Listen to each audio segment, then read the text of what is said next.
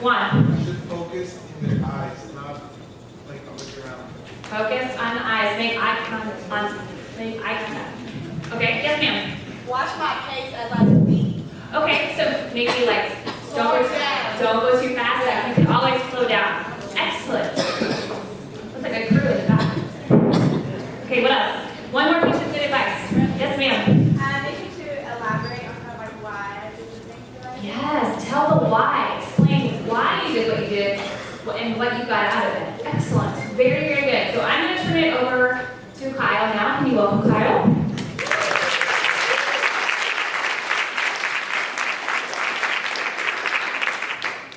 Can everyone hear me if I do not use the microphone? Oh, we need You it all hear me for okay? recording. Oh, for recording. I'm sorry. All right, so good evening. I love call and response, y'all. So, okay, so as Dr. Smith was talking, there were some words or some thoughts that I quickly added to the PowerPoint that I want to make sure to share and reiterate. I'm going to talk a little bit about, we're going to practice again. I'm also going to share my own story, and so I'm going to present that. But the importance of feedback, I want to just highlight that again. Feedback is so important that you give constructive feedback, right? And that you ask people around you that you trust to give you feedback, right? Not just the people that will affirm everything. Yeah, it's great, it's great. And that's what Dr. Smith talked about. So finding somebody that might not be your roommate or your best friend is kind of what I'm talking about. This idea of you are always giving an impression. So before we had a chance to get up and you all got your energy going, I was able to count the number of people that were on their phones, the people that were slouched, the people that were not paying attention. You were always giving an impression to an audience, whether that's one person or a group of people. And you never know the impact or the impression that you might leave on somebody. So impression is everything, right? And as you're getting ready for this event, I want you to think about that as well. The vantage point, right? When you're in an interview setting or this sort of trial setting that we're going to have for the Senior Showcase, the vantage point is with our campus partners, our ULN friends, all right? They're the ones that are paying attention to who you are, right? And so you want to give a great impression and understand that they have the vantage point, right? If it's about a grad school interview or a job, you don't have that job yet, and right? So you have to understand who has the vantage point. We are here to help you get there. That's what this is all about. So for some of you in the room might be like, I got this, I already know, I'm ready, I'm confident, right? But still pay attention to what you can learn in this process. It is so important that you are authentically you, right? That you're not too confident to where you seem fake, that you're not underconfident where you don't feel like you really want to get that job or sort of acquire that opportunity. And it's so important that you are confidently you, right? So that's why practice is really, really important. And I think this event that we're putting together for you is really going to be something that you should be able to take with you into the interviews that you'll have in the future. Some of you already know what you're doing after you graduate, and that's fantastic. But this isn't your only job, right?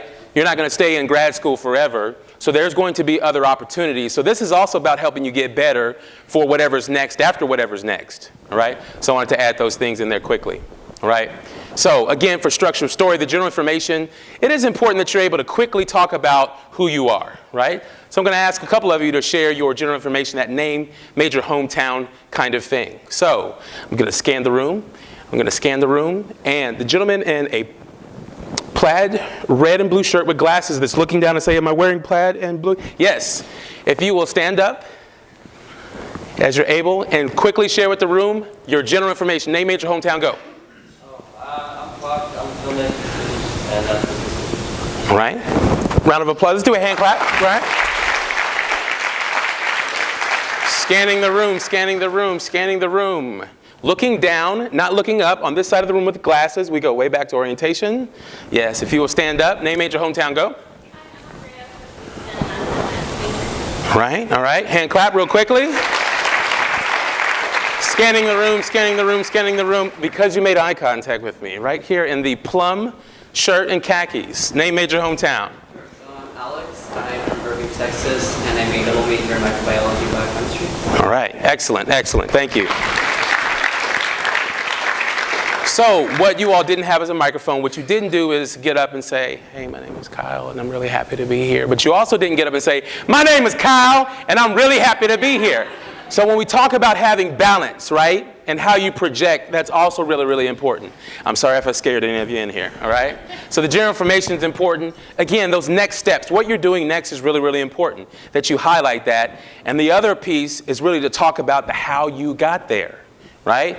And I think it's okay to talk about how ULN helped you get there, right? The reality is, in all the things that you all have experienced in this program, ULN has been a very integral part of your college experience. Right? Sometimes you're in love with that idea, sometimes you're not in love with that idea, but ULN has helped so many of you, right? Get to UT Austin, stay here at UT Austin, and hopefully we're going to continue to help you after you graduate so that you can come back and help Texas 21 that's coming this summer, Texas 25 when you're out in the working world making a lot of money, you want to give back, or whatever the case may be, right? We want to figure out the ways to create that network. So that's what's really important. All right, so you can read the slide. I'm not going to waste that time. I've covered some of that. What I'm going to do is go ahead, and I'm super nervous right now because I'm going to talk about my story. Now, here's a reality. Some of you in talking about yourself get really nervous. Anyone? Right? We have been taught in our sort of social settings that talking about yourself is a little egocentric and maybe you shouldn't focus on that. And now here we are asking you to do that at an event in front of a bunch of people you've never met. When I talked about impressions and you don't know who's in front of you, right? You might exchange business card information with somebody that is at your table, and you might create your own brand new network with that person, and whatever it is philanthropic that they're involved in, whatever company that they're working for, whatever grad school connections they may have, right? This is what the network going forward for you all is all about, right? So this idea of talking about yourself is something that might be really, really nerve-wracking. That's what it means to be authentically you and to be confidently you. At some point, we got to embrace talking about how wonderful we are, right? You all would not be here, you wouldn't be part of this program if there wasn't something incredible about you. So you got to be able to hone in and focus on that and figure out how to share that. I'm going to attempt to do that, and I'm going to look at notes because that's important to me as well, doing this on the spot. My name is Kyle Clark. I am a graduating senior at Oklahoma State University, and I'm majoring in psychology. After I graduate, I plan to attend a graduate degree program in education administration at the University of Texas at Austin, and I'm very happy to meet you. I also have a certificate in African and African American studies because learning about race and the consciousness and the history of people of African descent is really, really important to me. So that's something that I decided to do and add some courses in my degree plan. My goal is to not only go to graduate school, but once I graduate, is to work on a college campus. I started out as a pre-med major, and I failed every science course at Oklahoma State. I got D's and F's in every course. And the only thing I knew going to college was that I was going to be a pediatrician. That's what I planned to do. Had a little article in the newspaper when I was a graduating senior saying I'm going to be a pediatrician, so I felt like I let everybody down. And you could go back and read the paper and see that I basically am lying to the world. So I had to refocus and figure out what I wanted to do. At some point, as I was struggling in my classes, I really came to the realization that I wanted to help people. That's the reason I wanted to become a doctor. So when I started to really focus on, well, what else or what differently could I do, I found psychology. Psychology was this perfect complement between what I was studying in the classroom and the things that I was involved in college. And then I found an internship in the graduate office. And I felt like one of the things I learned the most about is how important customer service is, and how important customer service is with very different populations. Our graduate school has a ton of international students that attend our institution, and so I learned so many different cultural elements of how to communicate with others, right? How to help them get acclimated to campus. So customer service is going to become this really important gateway into how I will be as a student affairs administrator. So that's something I'm really excited about. But it's a reality that I had to change my major. It's a reality that sort of slowed me back a little bit in terms of my progress to degree. But I had this really great opportunity, like I said, to get theory and practice. The things that I was learning as a psychology major, I was also being able to see in real time in the student organizations I was a part of, and in my ULN internship in the graduate office.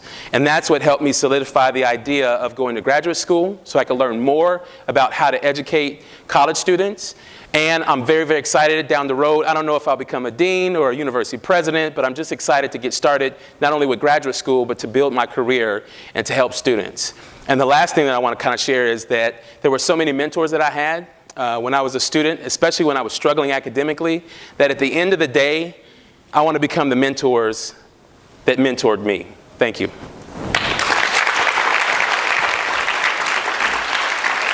So, here's the other thing that I want to say that's really, really important. Okay, I got a few years on you all, and me telling that story is so much more comfortable to me because that was a long time ago, because of the successes that I have enjoyed since struggle. And that was, I didn't make that up, that was my story.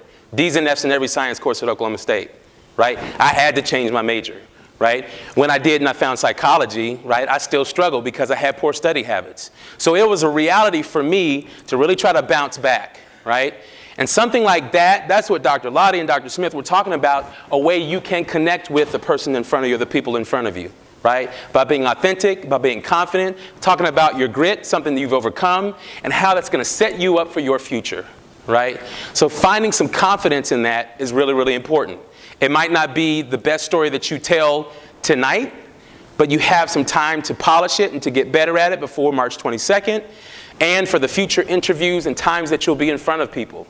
So that's what we want you all to focus on, all right? So what we're going to do is we're going to practice again, right? So we're going to have you all do your 3-minute pitch. What you don't know is I'm going to stop you before your 3 minutes are up, all right? And I'm going to have you all switch, and then we'll do a little bit of feedback at the end. Because right now what we're trying to do is kind of really stay track of time, okay? So the same person that which you were with, if you will stand up or sit or however you were, partner up again. All right, I'll say go. Whoever started first, you're going to be the listener. Whoever started second, you're going to tell your story first.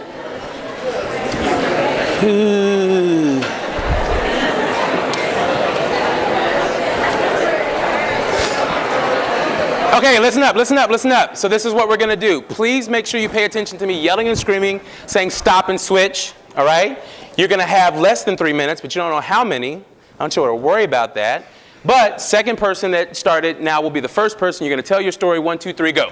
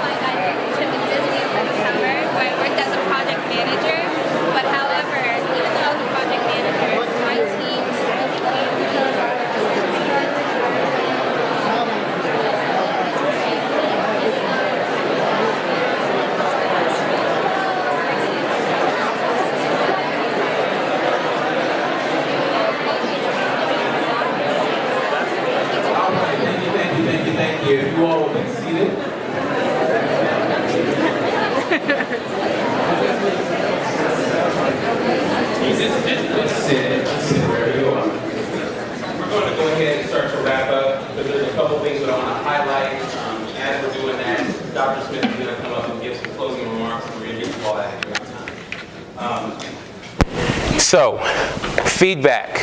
I want to come back to that.